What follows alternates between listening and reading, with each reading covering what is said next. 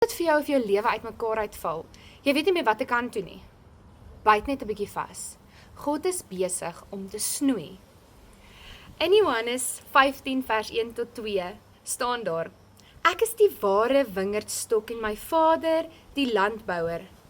Elke loot aan my wat nie vrug dra nie, snoei hy sodat dit meer vrug kan dra.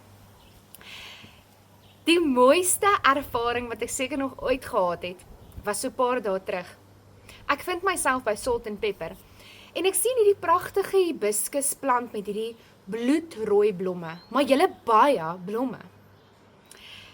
En die eienares sê vir my, het jy geweet, hoe meer jy die hibiskusplant snoei, hoe sterker word die plant en hoe ryker is die plant aan blomme. En dis asof die Here net daar met my praat en vir my sê, ek wil jou ook sterker maak. Dit is hoekom ek aan jou snoei. Ek wil jou seën met goeie vrug.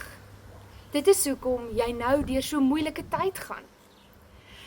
Wanneer dit voel asof jou drome wil nie uitwerk nie, as dit voel of jy mense verloor, verhoudings wat soveel vir jou beteken het en vriende wat net uit jou lewe uit verdwyn, hou vas aan die feit dat die Here die een is wat met wysheid en met liefde besig is om te snoei, want hy wil jou seën, sodat jy goeie vrug dra in sy koninkryk.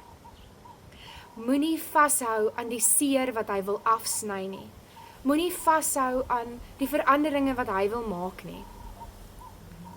Vertrou die Here. Sit jou vertroue in hom. En hy sal jou laat vrug dra en hy sal jou seën sodat jy tot seën sal wees vir ander. Mag jy 'n geseënde dag hê en mag jy 'n seën wees vir almal in jou lewe. Totsiens.